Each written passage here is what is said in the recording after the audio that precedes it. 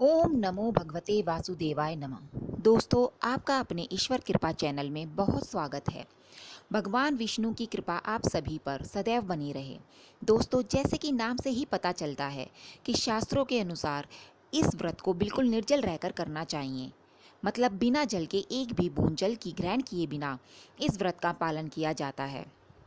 और इस व्रत प्रकार से कोई भी भक्त निर्जला एकादशी का व्रत धारण कर लेता है, मतलब बिल्कुल निर्जल रहकर, तो ऐसे में वर्ष भर में जितनी भी एकादशी आती हैं उन समस्त एकादशियों का पुण्य फल प्राप्त हो जाता है मात्र निर्जला एकादशी का व्रत धारण करने से।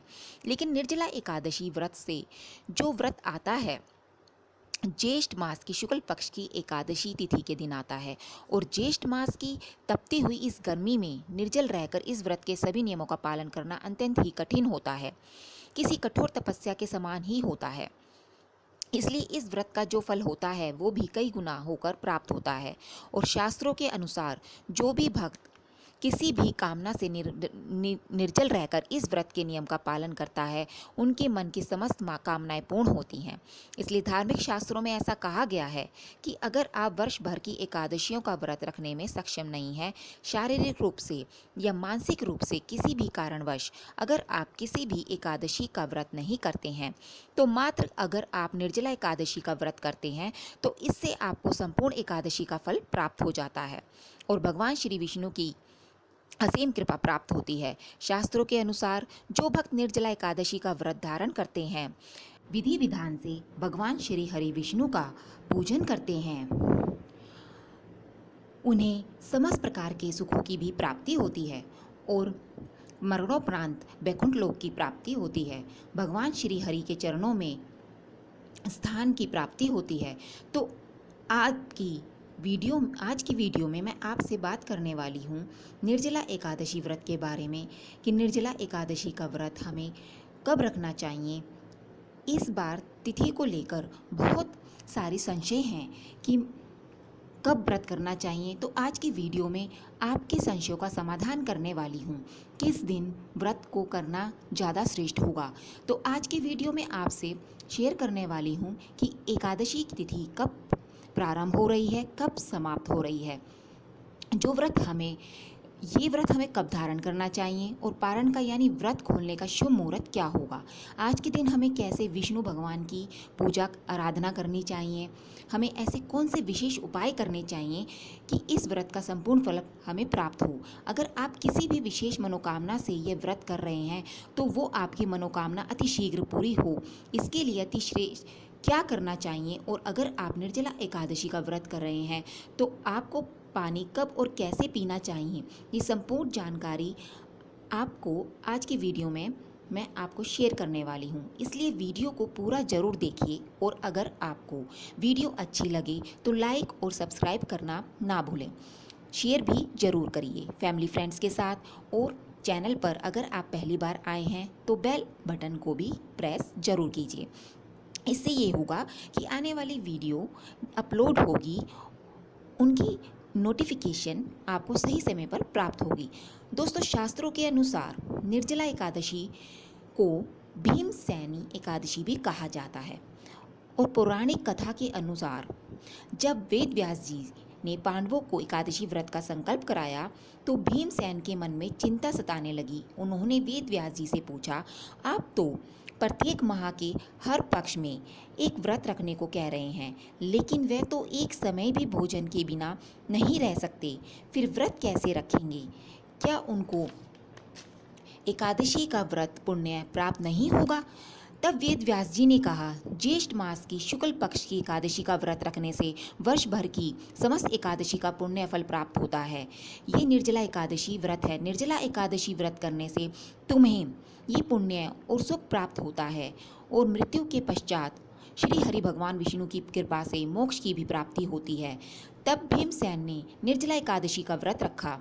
इस वजह से निर्जला एकादशी को भीमसेन एकादशी भी कहा जाता है या फिर पांडव एकादशी के नाम से भी जाना जाता है। और शास्त्रों के अनुसार निर्जला एकादशी को साल की सबसे बड़ी एकादशी भी माना जाता है, क्योंकि यह बहुत ही कठिन व्रतों में से एक व्रत है। कठोर तपस्या के समान ये व्रत होता है और अब से जानते हैं साल की सबसे बड़ी एकादशी जिसने जिसे निर्जला एकादशी कहा जाता है। इसकी तिथि कब प्रारंभ होगी, कब समाप्त होगी, व्रत हमें कब धारण करना चाहिए और किस दिन व्रत का करने से ज़्यादा श्रेष्ठ होगा। देखिए, एकादशी की तिथि प्रारंभ हो रही है 10 जून को सुबह 7:25 पर और एकादशी की तिथि समाप्त होगी 11 जून को सुबह 5:45 पर। तो व्रत हमें कब रखना चाहिए? देखिए, वैसे तो इस बार पंचांग में भेद होने के कारण की वजह से निर्जला एकादशी का जो ये व्रत होगा अलग अलग स्थानों पर अलग अलग दिनों में किया जाएगा। कई स्थानों पर ये जो व्रत होगा 10 जून को भी धारण करेंगे और कुछ भक्त जो व्रत 11 जून को धारण कर रहे हैं। तो पंचांग में भेद होने के कारण एकादशी का ये जो व्रत है 2 दिन किया जाएगा। लेकिन भक्तों के प्रश्न आते हैं कि किस दिन व्रत करना ज़्यादा श्रेष्ठ होगा, किस दिन व्रत करने से ज़्यादा शुभ फल की प्राप्ति होगी। तो देखिए, पहले समझिए इस चीज़ को।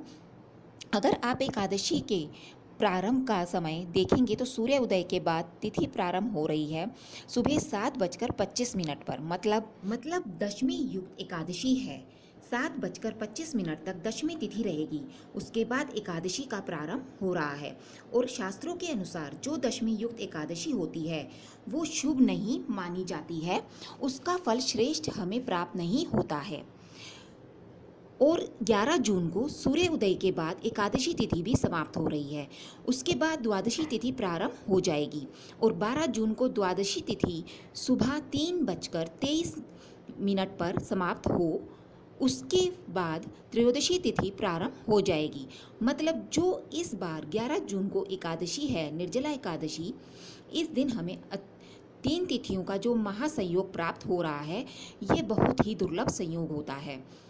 और इस एकादशी को श्री स्पेसा एकादशी के नाम से भी जाना जाता है। शास्त्रों के अनुसार श्री स्पेसा महा एकादशी का ये जो संयोग होता है वहाँ ही बहुत ही दुर्लभ होता है और बहुत कम ही प्राप्त होता है। और जब भी यह महासंयोग बनता है तो इसमें इस दिन एकादशी का व्रत जरूर धारण करना चाहिए। इससे बहुत अधिक पुण्य फल की प्राप्ति होती है। 11 जून को जो एकादशी है बहुत ही श्रेष्ठ एकादशी है। लेकिन फिर भी आपके क्षेत्र में जहाँ आप रह रहे हैं, आपके आसपास 10 जून को एकादशी का व्रत धारण किया जा रहा है, तो मतलब आप 10 जून को भी एकादशी का व्रत धारण कर सकते हैं। क्योंकि जैसा मैंने कहा, पंचांग में भेद होने की वजह से ऐसी स्थितियाँ आ रही हैं। तो ऐसी स्थिति भी आपके परिवार में जिस दिन यह व्रत धारण किया जा रहा है, आप बिना संशय के इस व्रत को धारण कर सकते हैं। और अब बात करते हैं पारण के शुभ मुहूर्त के बारे में। अब जैसे 2 दिन की एकादशी है, तो मैं आपसे 2 दिन के व्रत के अनुसार के पारण के समय के बारे में बात करने वाली हूँ। वो जो लोग 10 जून को निर्जला एकादशी का व्रत धारण करेंगे, उनके लिए पारण का शुभ मुहूर्त होगा दोपहर में 11 जून को 1:44 से 4:32 तक का जो समय है। इस समय में आप निर्जला एकादशी का पारण कर सकते हैं, यानी व्रत खोल सकते हैं। अब बहुत से भक्तों का प्रश्न होगा कि दोपहर में पारण क्यों करें, सुबह क्यों नहीं कर सकते? देखिए, एकादशी व्रत का पारण हरिवासर की समाप्ति के बाद ही होता है। अब आप पूछेंगे, ये हरिवासर क्या होता है? द्वादशी तिथि प्रारंभ होने के बाद जो द्वादशी तिथि का पहला 1/4 समय होता है, उसे हरिवासर कहा जाता है। और हरिवासर के पारण करते समय हरिवास का ध्यान रखना चाहिए। शास्त्रों के अनुसार हरिवास के समय में एकादशी व्रत का पारण करना पाप के समान माना गया है। तो इसलिए इस बार जो पारण का समय होगा 10 जून को, अगर आप एकादशी व्रत करते हैं तो 11 जून को दोपहर में ही आप व्रत का पारण करते हैं। अगर आप 11 जून को व्रत कर रहे हैं तो पारण कब करना चाहिए? देखिए, अगर आप निर्जला एकादशी का व्रत 11 जून को कर रहे हैं तो पारण का समय 12 जून को होगा और 12 जून को सूर्य उदय के बाद ही हम पारण कर सकते हैं। सूर्य उदय के बाद पारण करने का व्रत खोलने का शुभ मुहूर्त है सुबह 5:44 से 8:24 तक करें। जो समय है इसी समय में आपको पारण करने चाहिए, यानी कि निर्जला एकादशी का व्रत खोल लेना चाहिए। और अब बात करते हैं निर्जला एकादशी व्रत की पूजा विधि और नियम क्या हैं। देखिए, अगर आप निर्जला एकादशी का व्रत करना चाहते हैं तो दशमी तिथि के दिन से ही सात्विक भोजन का करना चाहिए और दशमी तिथि के दिन शाम को सूर्यास्त होने के बाद आप अन्न का सेवन नहीं कर सकते। ऐसा शास्त्रों में कहा गया है कि शाम को सूर्यास्त के बाद अन्न का सेवन नहीं करना चाहिए। यदि आप कुछ खाना चाहते हैं तो ऐसे में आप फल खा सकते हैं, दूध ले सकते हैं, जूस ले सकते हैं। और दशमी तिथि की रात्रि में ब्रह्मचर्य का पूर्ण रूप से पालन करना चाहिए। शास्त्रों के अनुसार दशमी तिथि के दिन से ही भूमि पर शयन करना चाहिए। वो अगर संभव हो तो आप भूमि पर शयन कर सकते हैं, और अगर आप भूमि पर शयन नहीं कर सकते हैं तो बिस्तर की शुद्धता का पूर्ण रूप से ध्यान रखें। एकादशी के दिन उठकर सुबह स्नान इत्यादि करने के बाद भगवान सूर्यदेव को जल अर्पित करना चाहिए। फिर उसके बाद भगवान श्री हरि विष्णु को पूजा आराधना करें। पीले पुष्प अर्पित करने चाहिए, पीले फूल फल अर्पित करने चाहिए और पीले वस्त्र भी अर्पित करने चाहिए। आज के दिन भगवान श्री हरि विष्णु का अभिषेक पंचामृत से करना चाहिए या केसर मिश्रित दूध से करना चाहिए। और एकादशी के दिन भगवान श्री हरि विष्णु के सामने शुद्ध घी का दीपक प्रज्वलित करके श्रीमद् भगवत गीता का पाठ करने से समस्त प्रकार के पाप कर्मों से मुक्ति मिल जाती है। आपके पितरों को भी मोक्ष की प्राप्ति होती है, मुक्ति प्राप्त होती है और आपको आपके पितरों का आशीर्वाद प्राप्त होता है। भगवान श्री हरि विष्णु की कृपा से आपकी समस्त मनोकामनाएं पूर्ण होती हैं। तो आज के दिन भगवत गीता का पाठ अवश्य ही करना चाहिए और रात्रि में अखंड दीपक प्रज्वलित करके भगवान श्री हरि विष्णु के आगे भजन कीर्तन करने से, अनेक मंत्रों का जाप करने से और रात्रि जागरण करने से इस व्रत का संपूर्ण फल हमें प्राप्त होता है। और जिस प्रकार की मनोकामना हो, आज की रात्रि जागरण करते समय भगवान श्री हरि विष्णु से अगर आप प्रार्थना करते हैं तो आपके मन की कोई भी कामना हो, भगवान श्री हरि की कृपा से वह पूर्ण होती है। और शास्त्रों के अनुसार एकादशी के दिन जल का वितरण करना जरूरी है। अगर आप आज के दिन जल का वितरण करते हैं, किसी भी प्यासे को पानी पिलाते हैं, चाहे वो पक्षियों के लिए कर सकते हैं, किसी भी जीव जंतु के लिए, यदि आप आज के दिन पानी की व्यवस्था करते हैं तो इससे आपको कई गुना फल की प्राप्ति होती है। जो ये पुण्य फल प्राप्त होता है ये आपको जन्मों जन्मांतर तक आपको प्राप्त होता रहता है। इसलिए आज के दिन जल का वितरण अवश्य करना चाहिए। अगर आप व्रत कर रहे हैं तब तो आपको करना ही चाहिए। जो लोग व्रत करते हैं वो भी अगर निर्जला एकादशी का व्रत फल पाना चाहते हैं तो भगवान श्री हरि विष्णु की असीम कृपा प्राप्त करना चाहते हैं तो आज के दिन अधिक से अधिक मीठे जल का वितरण करना चाहिए, क्योंकि आज के दिन जल वितरण करने से समस्त प्रकार के पाप कर्मों से मुक्ति मिल जाती है और जन्म जन्मांतर के लिए पुण्य फल अर्जित कर लेते हैं। तो आज के दिन पानी की व्यवस्था प्यासे जीवों के लिए जरूर करनी चाहिए। और अब बात करते हैं, अगर आप निर्जला एकादशी का व्रत पूरी तरह से निर्जल रखते हैं तो पानी कब पीना चाहिए। देखिए, ये जो व्रत होता है निर्जला एकादशी का सूर्य उदय से अगले दिन सूर्य उदय तक का होता है। यदि आप निर्जला एकादशी का व्रत पूरी तरह से निर्जल रहकर करना चाहते हैं तो उस दिन सूर्य उदय से पहले जल ग्रहण करेंगे। उसके बाद अगले दिन द्वादशी तिथि के दिन पारण करने के समय ही जल ग्रहण कर सकते हैं। तो इस प्रकार से ही आपको निर्जला एकादशी का व्रत करना चाहिए। लेकिन यदि आप